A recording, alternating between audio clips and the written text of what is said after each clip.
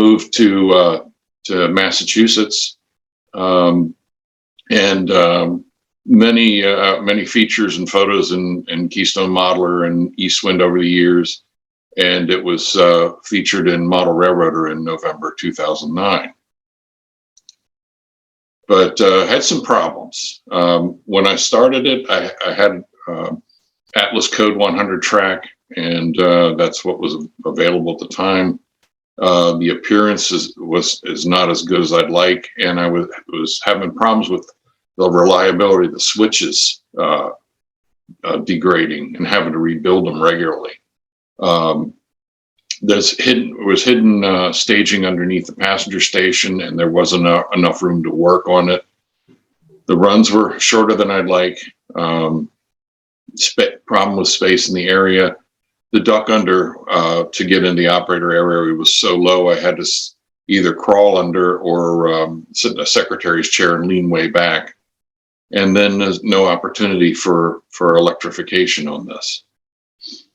So I decided to take it down. The first thing I did was floor in more of the attic, so I had a place to store the salvaged material until I was ready for it. Toasted the layout, started disassembling it. Was done by September 2016, and what I couldn't salvage headed off in a dumpster. The new concept, real Pennsylvania Railroad locations mostly. I wanted to design it for rail fanning and photography. I know a lot of guys like are really into operation and trying to run their layout like a real railroad. And for me, that's too much like work. I like to basically make the trains and the scenery look as realistic as possible and just sit and watch them go by. I wanted to do it for a walk around operation where I could run it by myself, or I could have 2 or more people help me out. And the big thing was to do 3 levels. That was a way to get a lot more space. And it's actually 2 layouts in one. So I can have longer runs, longer trains, and more equipment variety. The other requirements I had a minimum 29-inch radius for the main lines and number 6 turnouts, code 83 for the mains, code 70 for the yards and sidings. And I plan to use commercial Pico and microengineering track, which looks a lot better than the Atlas stuff. I wanted to not have any grades on the levels, just the helix that connected the bottom 2. Not try to eliminate the duck unders, and if I couldn't, just make the clearance much higher. For the shelving around the layout, accept minimum depth of scenery of 12 inches instead of 24 like in my old layout.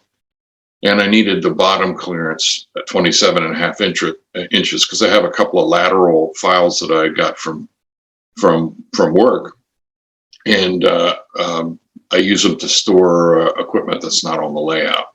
So I needed to be able to slide those underneath.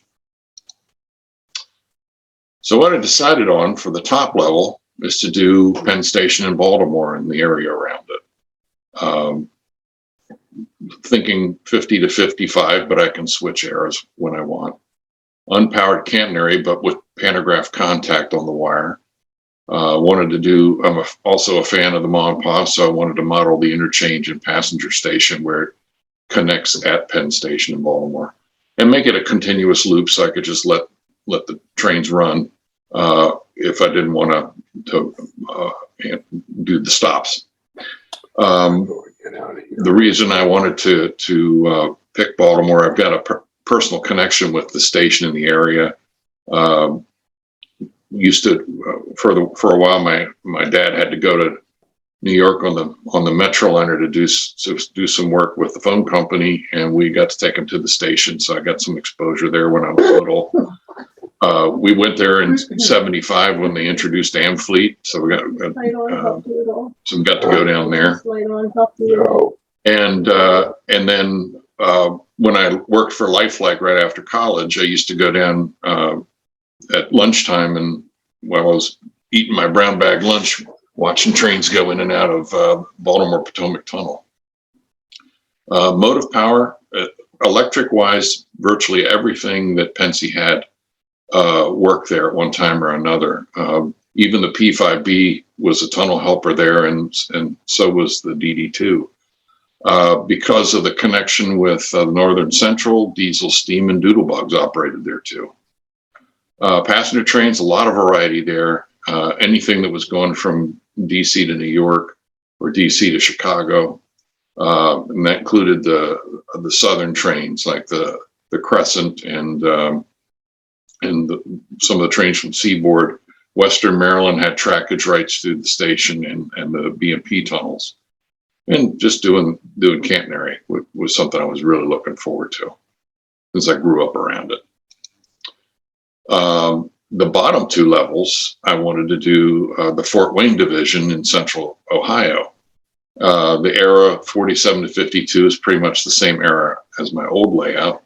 So the equipment, it matches, but I can switch eras there. I wanted to model Massline, Crestline, Bucyrus, and a fictitious town called Johnsville, which I'll talk about in a bit. The levels are connected by a helix, and there's visible staging in Crestline Yard and on the bottom level of the layout. And it's kind of what you'd consider a folded dog bone. It's a two-track layout that loops back at each end. So essentially, it's a one-track layout that looks like a 2 or 3 track layout. So you can run 3 or 4 trains at the same time if you want. You just have to keep them from running into each other, like a real railroad. Why this area?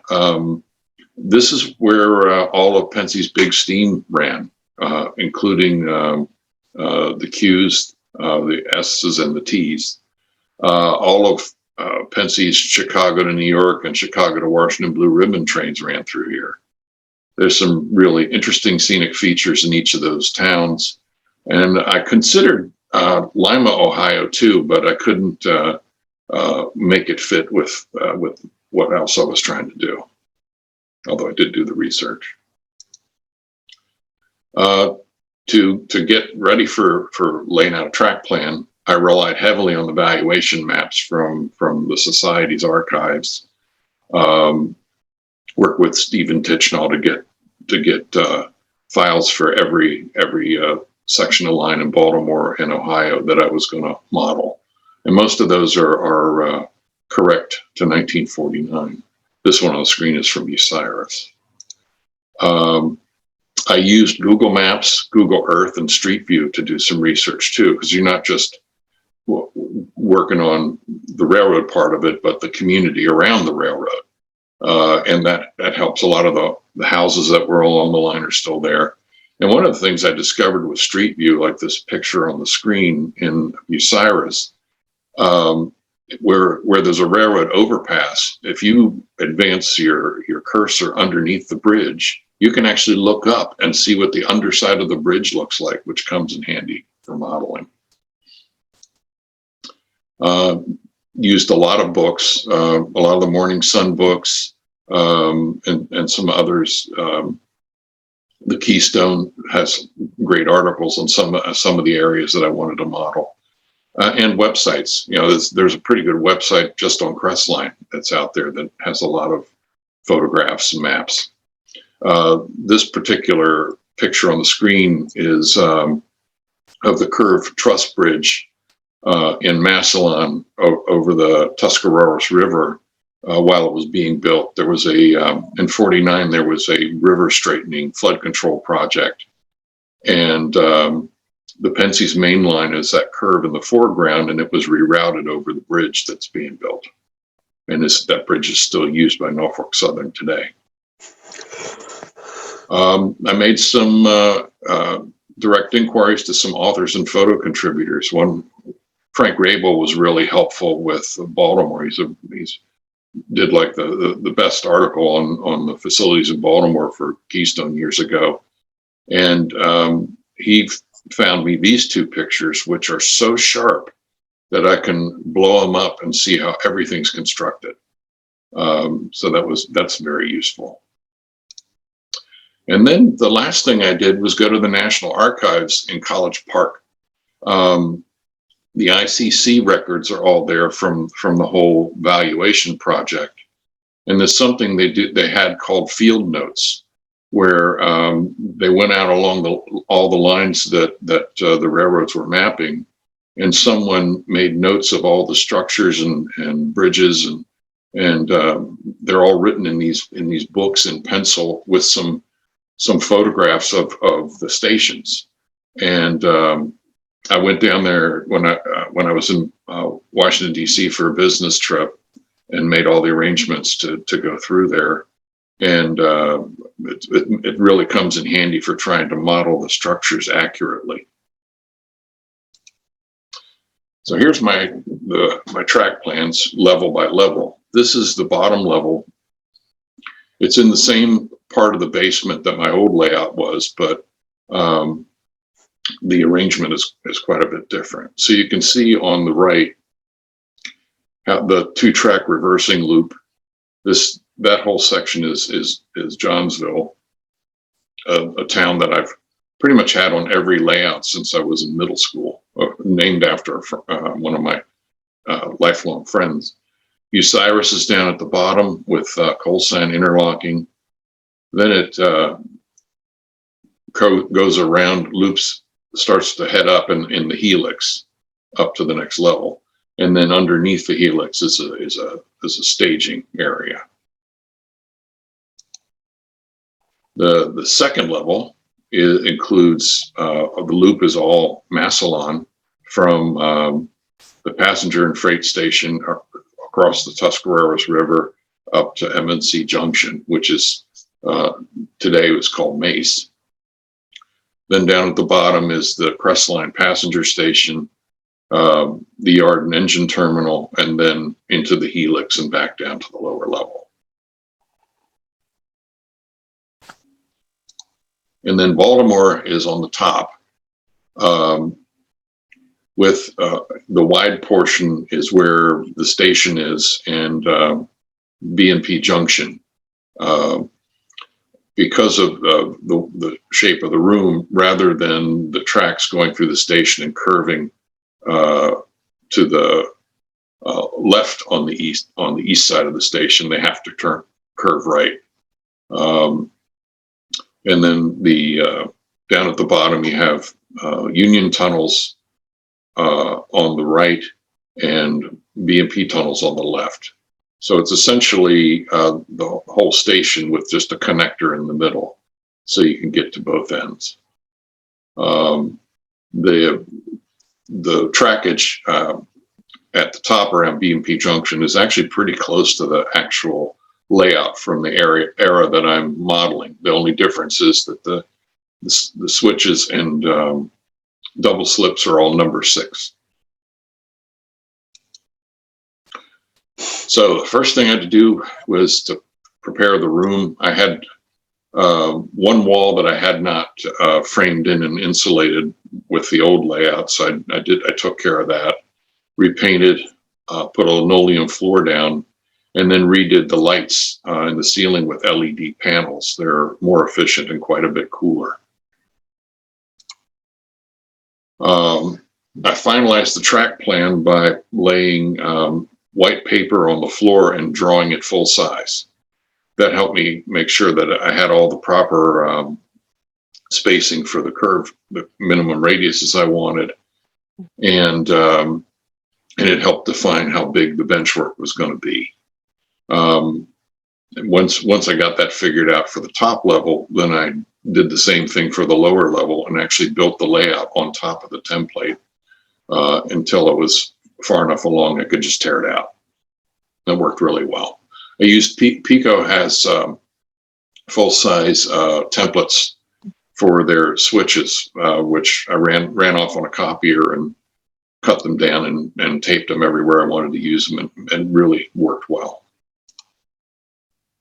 For the bench work, I designed a system that's very lightweight. It's mostly 1/4 inch and 1/2 inch plywood made into L girders, and then a plywood grid. And I put 1-inch holes in all the pieces for wire runs, and then used 2x2 pine legs with adjustable feet to get everything perfectly level. And then on the areas where it's on the wall, it's actually attached to the studs. For the sub-road bed, I used medium density fiberboard, 1/2 inch thick, which is pretty dimensionally stable, easy to work with, and less expensive than plywood. Used 1/4 inch cork road bed for the mains, and 1/8 inch cork that you can buy in a roll for yards and places where I didn't need as thick ballast. I did removable hardboard fascia all the way around, and by making it removable, if I need to do some work underneath an area that's constructed, it's pretty easy to do, to pop it off, do the work, put it right back up. The right power tools made it pretty rapid to do, especially brad nailer comes in really handy.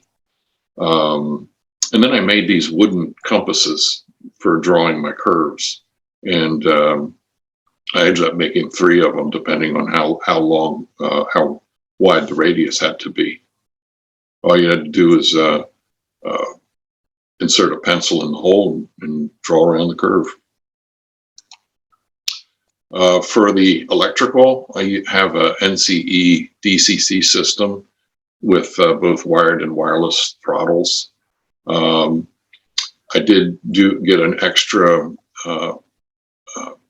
power so I have a separate circuit for the top layout and the bottom layout. So if there's a short on one, the other one's still going.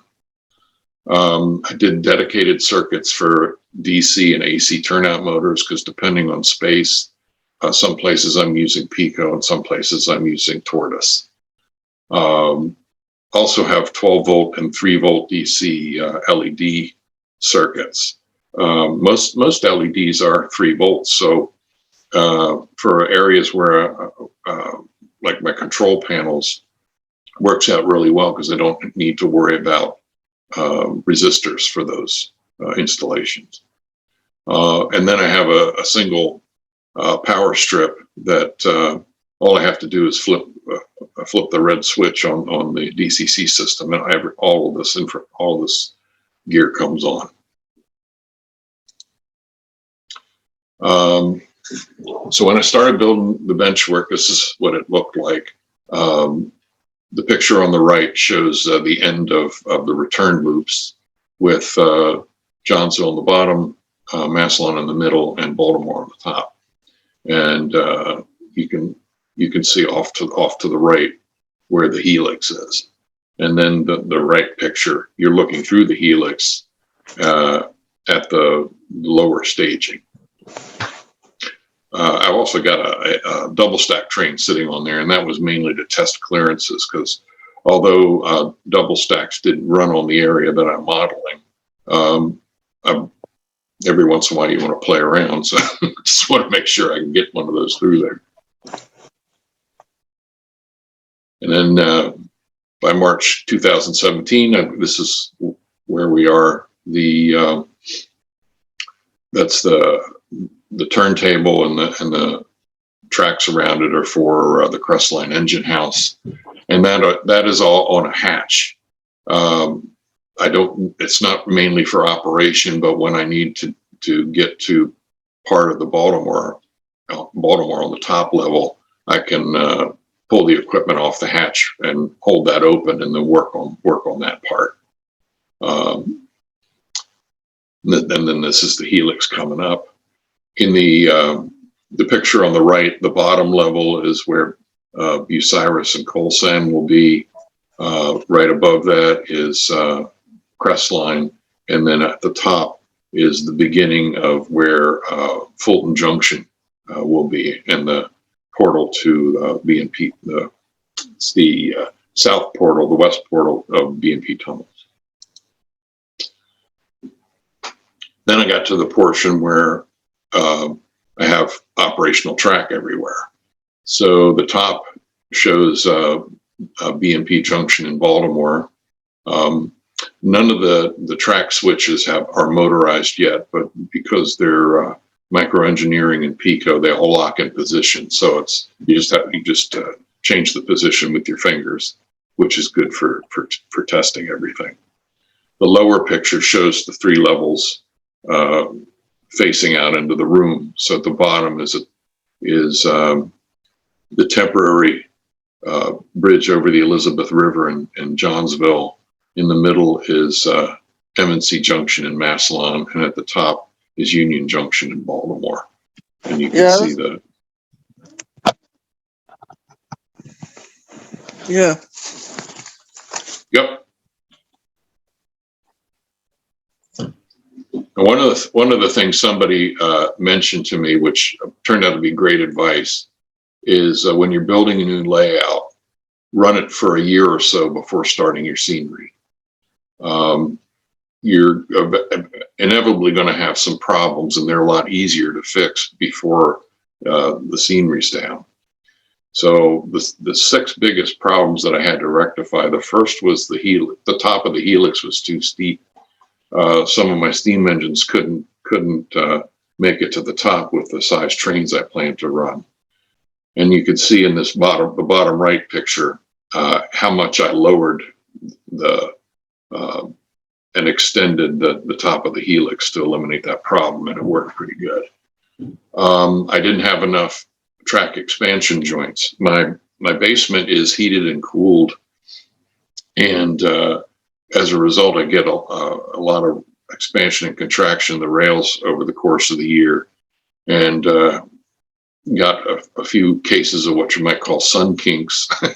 And every time one of those pops up, I'll cut the rail and put a rail joiner in there that allows it to slide. On some of the Pico turnouts, but not all of them, I've had problems with shorts around the points. And that's the circled area where the 2 point rails sometimes come a little bit too close together. And if a piece of equipment doesn't have the treads are not conical enough, it'll close that gap and cause a short. I figured out a way to correct that. So I've got to go back and do that in a few areas. And some of it's by switching to electro-frog and then empowering the frogs. And the other is to pull those rails out, create a gap, and put them back in. A weird problem I discovered in the crestline area is the lower left picture. I was using Atlas Code 83 crossings because they're the only ones that are making a variety of ready-made crossings at the moment. And I needed 3-inch centers there because of the gap on the prototype.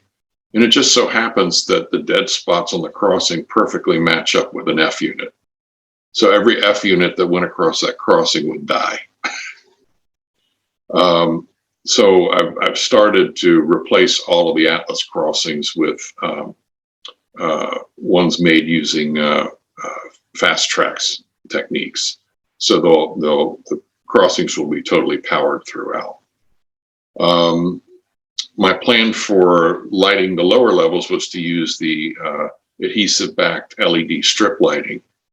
And for lighting, it was working well, but I discovered with photography, it's a problem because you have these multiple light sources that anything shiny, it doesn't look natural with the reflections. I found through Amazon, these relatively inexpensive LED tubes that are and fixtures that are 2 feet, 4 feet long. And I've started replacing all of the LED strip lighting with these, and they do a much better job of not only lighting the layout, but also for photography.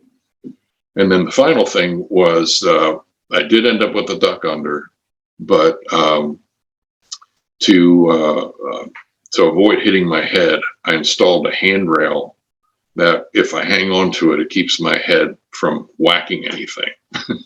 And there's still parts of the frame that have little chunks of my head stuck in it. But the handrail works really well if I remember to hang on to it.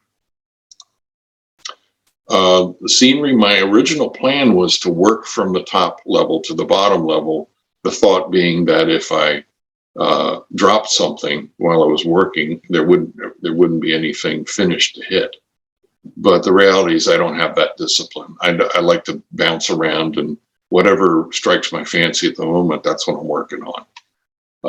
But so far, I haven't really created any damage on the lower levels yet.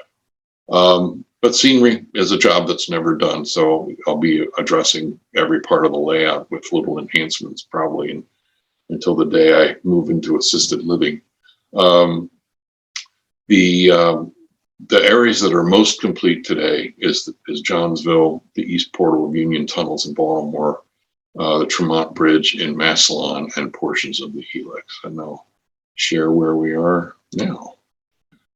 Johnsville, I'm sorry, is a fictitious town that's named after a lifelong friend of mine. Every layout I've had since middle school has a Johnsville. On this layout, it's located on the bottom return loop.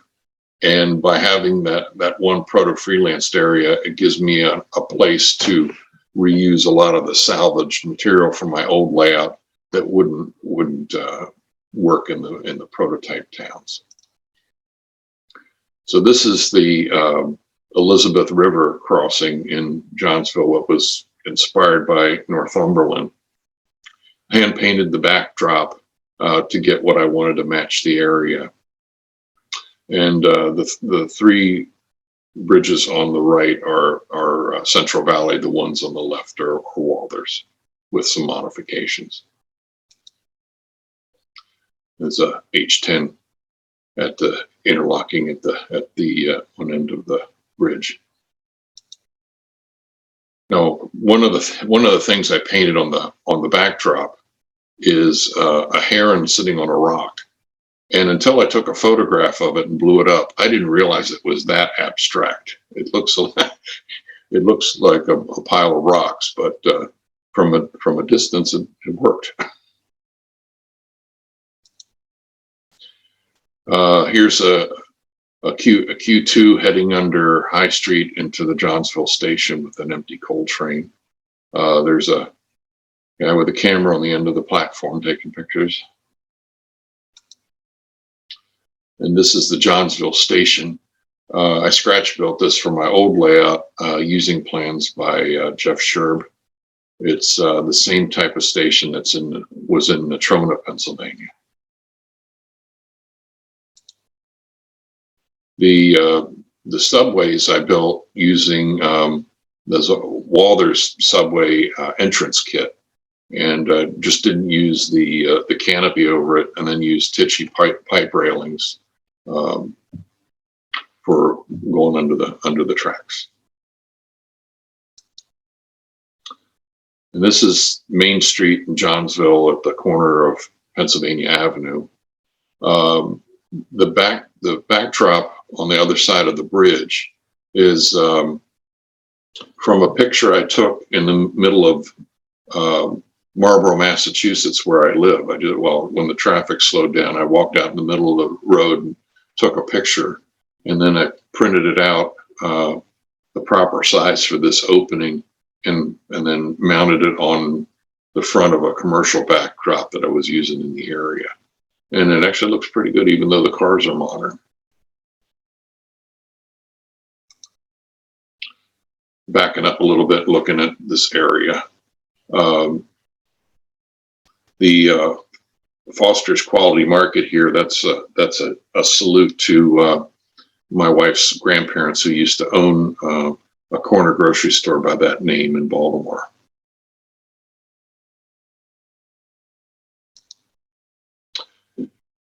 Then I had to reuse my my selfie billboard for Jack Daniels, one of my favorite drinks there.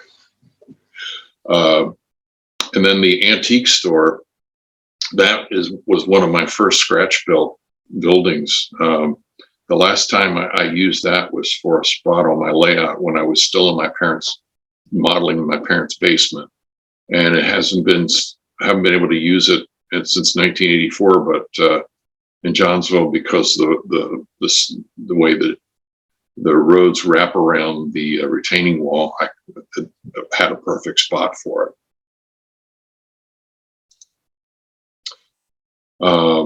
Just beyond the commercial district, the 3 tracks return to 2 at Berg Tower. They're going to be working signals in this area eventually. That's a Walther's kit and a scratch built side building that were from my old layout. Part of the walk around is feature of the layout is to have these control panels wherever there's an interlocking. And the way that they are made, if I need to take the fascia off, they'll just slip through a hole and the fascia can come off without having to disconnect the control panels. But the map is created on a computer, printed on adhesive paper, and then drill through it to mount the LEDs and the switches. There's a 2-track deck truss over the Amanda River that I kit bashed from a couple of Walther's kits. The through girder is kit bashed from Tichy and Micro Engineering Parts, and that's just a stub line for visual effect. The rough water is my first attempt at using glossy Mod Podge for water. I'll be adding more details to the scene, more landscaping, railings on the truss bridge.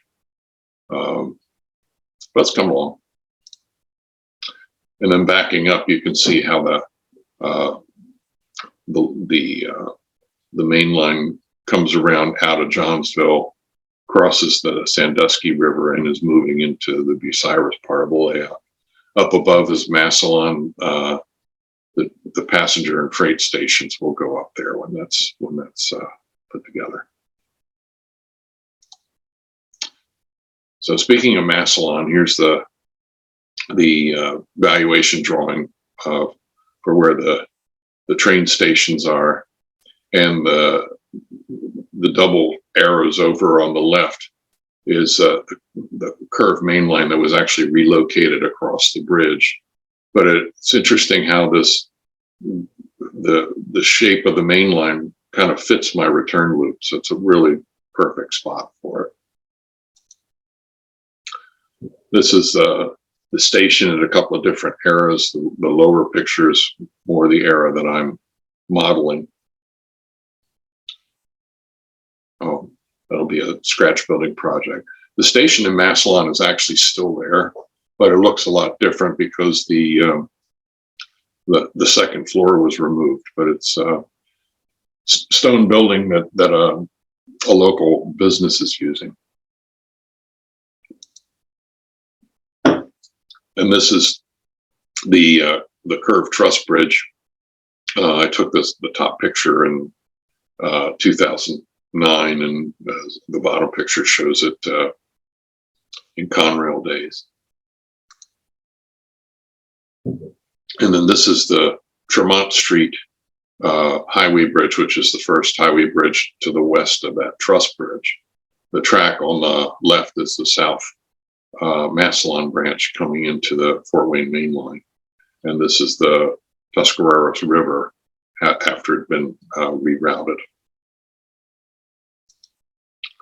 And this is my interpretation of the Tremont Street Bridge.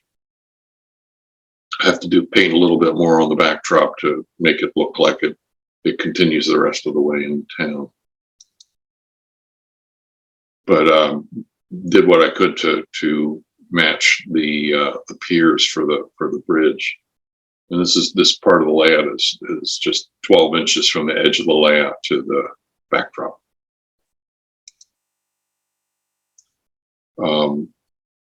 One of the things I used for a couple of bridges on the layout are pike stuff, iron railings. The pieces from that kit are come in very handy for doing a lot of different railing variations.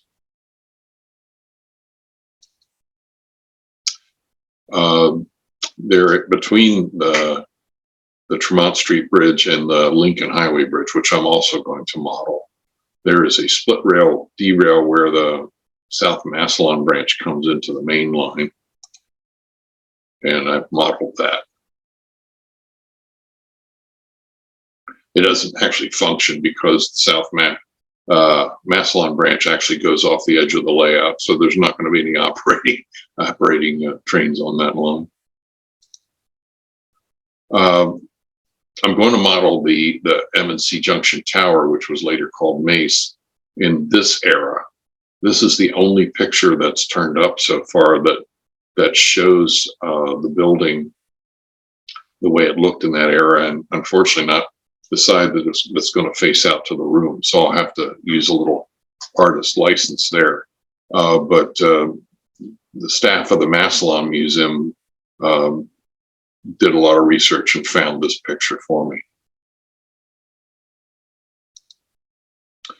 And that's where the tower is going to go, right in front of the L1, where the crossing is sitting in the dirt. This is where the B&O crosses. The actual crossing has closing frog crossings, but I didn't have the space for that. So these are 30 degrees. The Atlas ones will come out, and ones using fast track jigs like the one in the background will take their place. Crestline, I'm going to build the Crestline station in this era. This is from a 1946 image by Bob Lawrence. It wasn't actually used as a station at this point. It was more for crew changes and a YMCA. And then there's a fuel rack here for diesels.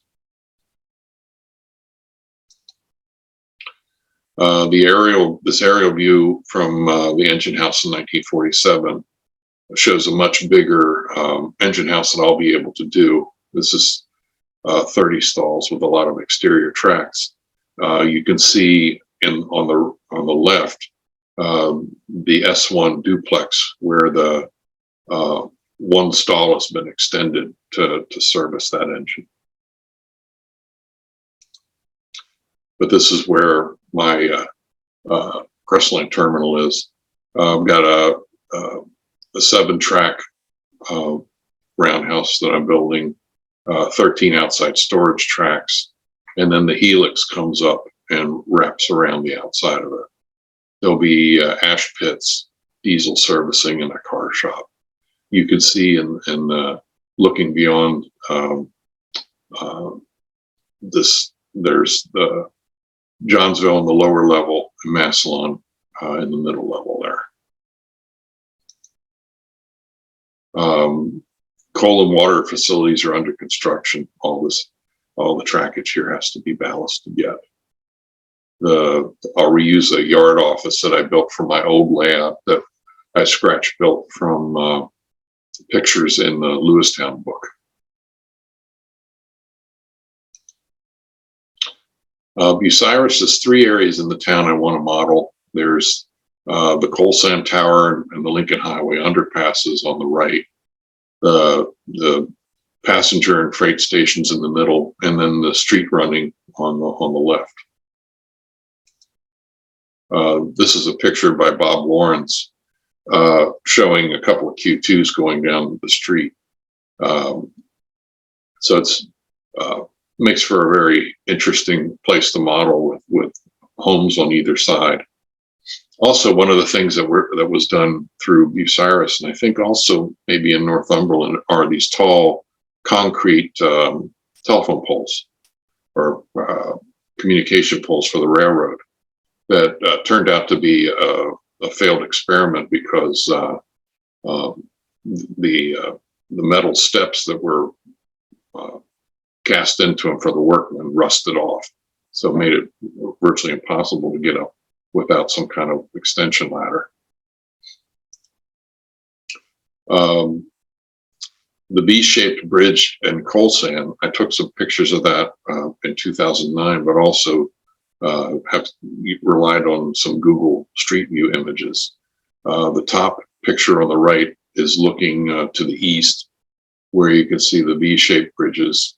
And then in the distance underneath is the connection from the Fort Wayne line to the Sandusky line. The bottom picture, the closest bridge is the former New York Central, Toledo and Ohio Central line, then the Sandusky line, and then in the distance, the Fort Wayne main line.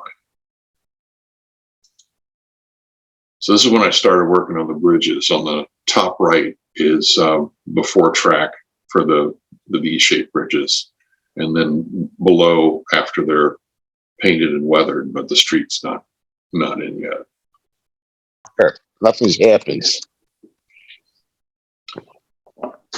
And then for the Fort Wayne Bridge to do the abutment and the passenger subway, since the tracks were already in, I built it each Sure. abutment in two pieces. Let me switch my audio to this. I take this device. Hold on. Excuse me? I muted the person. I don't know if they were speaking to us. Okay. Here's the completed bridges with most of the scenery installed. Building all of these arches for the on both sides for the pedestrian subway was very tedious, but worth doing. And that's Colsan Tower, not quite complete yet. I have to put the window glass in and a couple extra windows and a lot of details around the building and an interior. But that's US 30 running underneath. And then on the far side of the most distant bridge, I'll be building some residential buildings that were back there. Haven't finished painting the backdrop yet. And here's some pictures of the tower from different eras.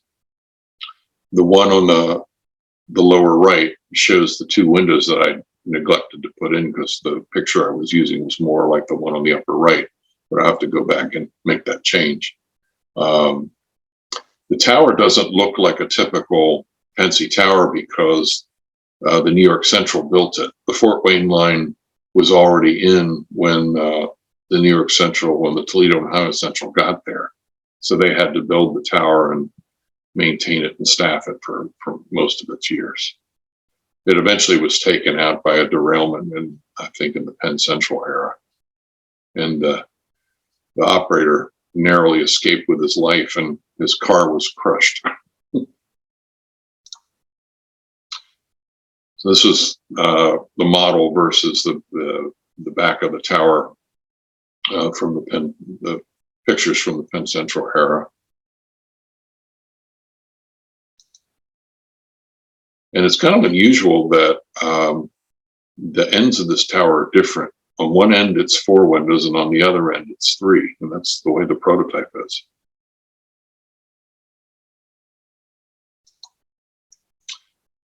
So here's another look at the area with some of the backdrop painted in.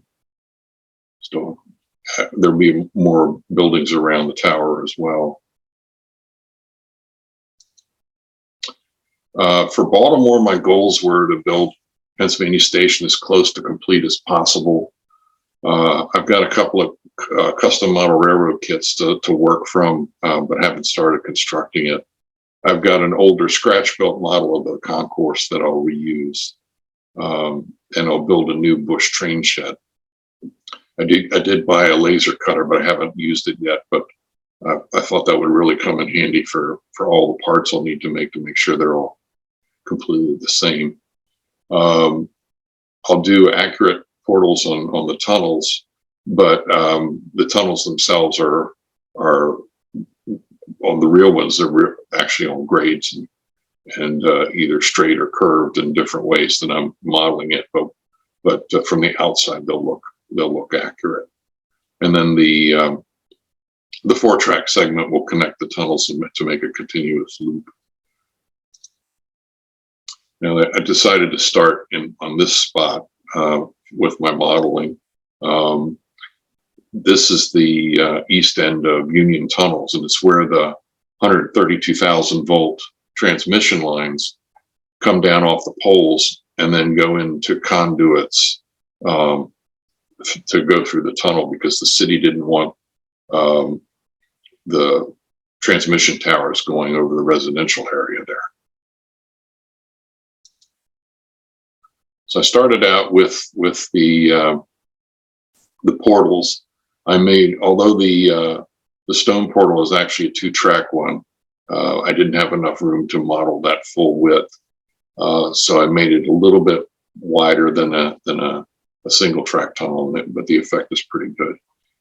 For the abutments on the older side is or the wing walls, that's stone, and an engaged cut stone wall worked perfectly to get the look of the stone that was in the photograph. And then the other side, I'm using evergreen V-groove siding with 1/4-inch spacing, which does a really good job of cast concrete walls. Starting to build some of the catenary structures, but scratch building these things was a bit of a challenge. Certainly got my resistance soldering experience with it.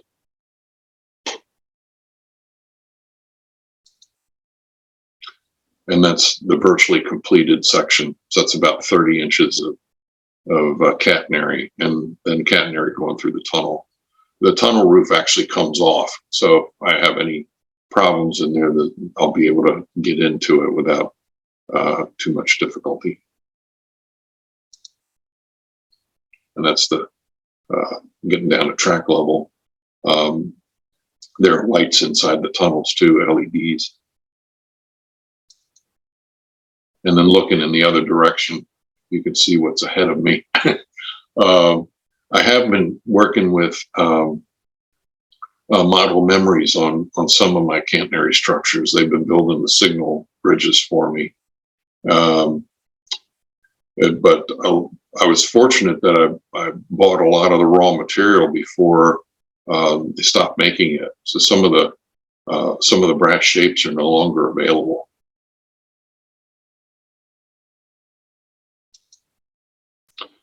And then this is the other end of the tunnel, the way it looked in 83. The 1933 bores on the right. So I made some progress on how that's going to look.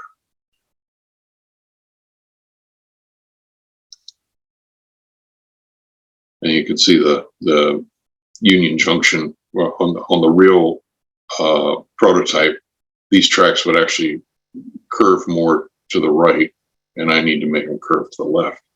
The sharpest curves on the layout are these 2 tracks on the inside, where the MP54s are sitting, and that's all that will operate on those curves, and they have no problem with it. I have some Baltimore row houses, which is the last thing I built for my old layout, and it was able to salvage the whole block as is. So they'll be over top of the tunnels, as will these Walters row houses when I finish them. And a little sliver of Greenmount Cemetery, which is where Edgar Allan Poe and John Wilkes Booth are buried. This is the North Broadway overpass, a little bit shorter than the real bridge, but you can see under the older part stone abutments, and under the newer part concrete. And then I'll be working on Fulton Junction and trying to duplicate the scene in the upper left. The trackage through the station is going to look like that. That's going to be a lot of fun building the catenary. Now, one thing I learned, that a lot of these switches there are air gaps, so that they can isolate sections. I'm not going to build it that way. That's far too complex. And that's what the trackage for that area looks like. It's pretty close to what the prototype is. And then my scenic helix, since it's out in the open, I have a truss bridge here that I reused. I meant to do 2 spans on the lower level, but didn't have space. So I was able to reuse it here. Popped out the MDF track bed and put in real bridges on the upper part, and then a through girder at the lower part. And I reused a truss bridge I scratch built for my old layout, just to make it a little bit more visually interesting. There's a tunnel that goes under the helix and across the bridge. And then at the top of the helix.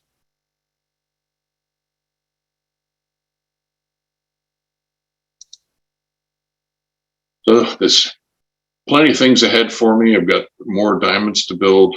The curved truss bridge at Massillon, more scenery to do on the helix. The interlockings around Baltimore Station, I want to rebuild and motorize those. Plenty of scenery and catenary to build. And I'll start on Penn Station pretty soon to start figuring out how everything's going to work around that. And I am so glad I retired last year, so I have time to work on this. So, any questions?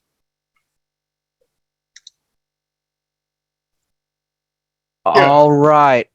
No. Yeah. Randy, you can go first. Yeah, Randy Harrison. I signed in as HBC Randy, which is my email address. I'm from Baltimore and have a particular interest in Penn Station, Baltimore. I grew up with a grandfather who spent 44 years on the Pennsy and did a lot of traveling with him out of Penn Station. It's going to be real interesting. What kits are you using? Is that one of them from Custom Model Railroading in Baltimore? Yeah, that's what I'm going to use to use 2 of the kits to build a full-size station. And then what you're seeing on the screen right now is what I'd scratch built for my old layout that matches the concourse and my track centers. Now the trick is, the only flaw I saw in the model from Custom Model Railroads is the fact that where they hook the concourse to the main waiting room of the station, there's a series of curved windows there, and they butted at 90-degree angle. Are you going to try to go to the detail and get that or not? Yeah, I'm going to try to do the curves. Okay, good show. And you're going to maybe do it with the skylight unblackened or blackened? Because it was blackened for in the waiting room. The period that I'm modeling, it was still the light was still blocked off probably until I think the 1980s when they first. It's about when they opened it up. Yeah, it's a beautiful skylight. I mean, if you want to be anachronistic, it would be a great thing to come down, photograph, and then what I do for things like that, like stained glass windows for churches, is I do a photograph of them, print them in color on just a white sheet of paper, and then proceed to print them and copy them onto overhead projector transparency, and it works beautifully. Yeah. So, something to consider, but I've always been just partial to the actual open skylight. But so I'm putting in a request, but it's your layout, so you're the boss. Well, that's one of the great things about this hobby. You can make your own rules. That's right. Okay, great. Thank you very much. And thank you for the presentation. Can you keep us posted on future sessions of your progress with building Penn Station. I'd really like to watch that. Sure. Okay. Yeah, I'll probably periodically have some updates in the Keystone Modeler. I usually every once in a while will put something in there. Excellent. I'll mute myself now and keep my big mouth shut.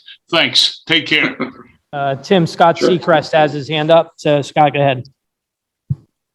Timmy, Tom Thanks, Live. Question, in Ohio, you mentioned US 30. Is that the same US 30 that comes all the way down to Philadelphia and runs through Lancaster? Yeah. Mm-hmm. Yeah, okay. That runs through a lot of railroad territory.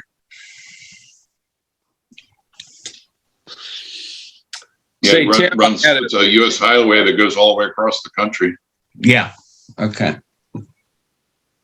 And I may add, I noticed when you showed Route 30 before, it reminded me of Gettysburg on the battlefield, because Route 30 runs right through there. And some of the fields that you had in your model actually reminded me of how it looks there. So, but in answer to the question, yes, Route 30, it begins in Atlantic City. It's a White Horse Pike, goes all the way through New Jersey, Philadelphia, western Pennsylvania, and on across the country.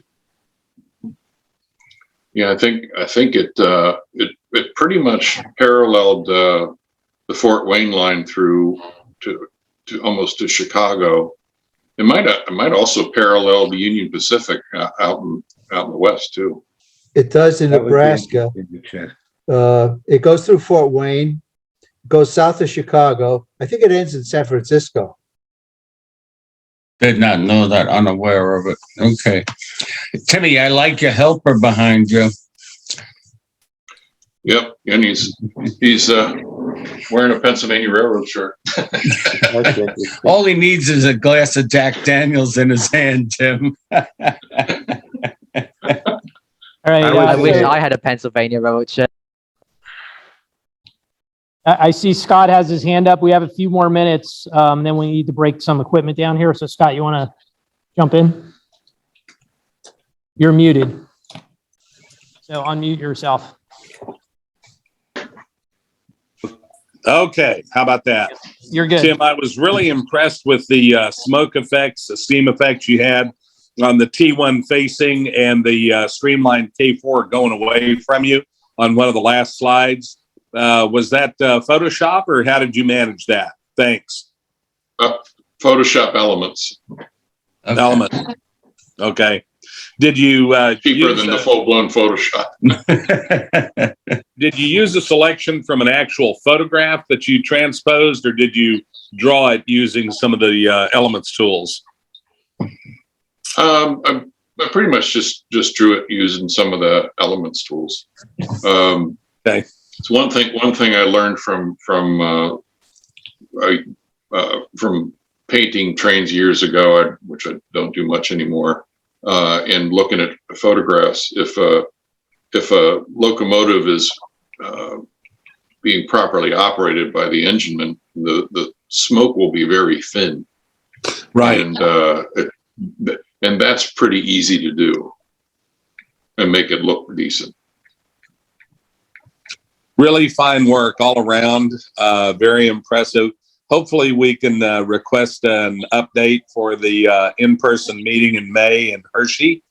And where again are you located? Are you actually in or near Baltimore? I'm in Marlborough, Massachusetts. Ah, okay. So up in the greater Boston area or further out in the state? Well, we're about 45 minutes west of Boston. Now you're right there near the tech center, right? Yeah, we're pretty close to I-495, the route most folks use to head up to Maine. Okay. Busy spot. Really great work, Tim. Thanks very much for your presentation. Thanks, Scott.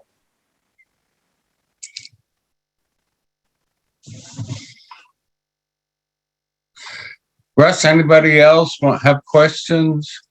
I have one.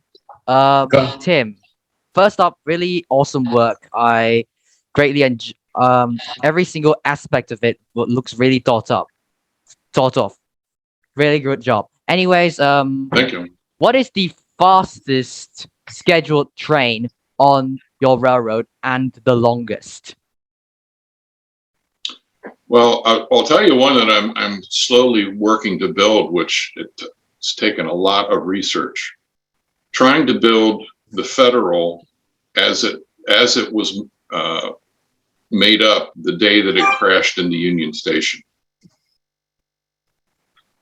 There was the Railway and Locomotive Historical Society published an article where they had access to the FBI investigation because that wreck was close to Eisenhower's inauguration. And it's the only place that I've found a list of all of the equipment that was in the train in the order it was. So I'm trying to build every car and have it running through Baltimore on its way to its wreck.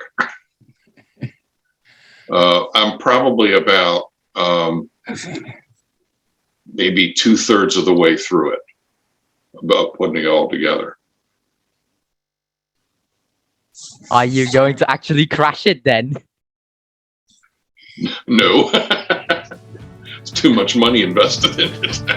Yeah, exactly. I was just going to say the same thing. Everybody, is anybody other questions?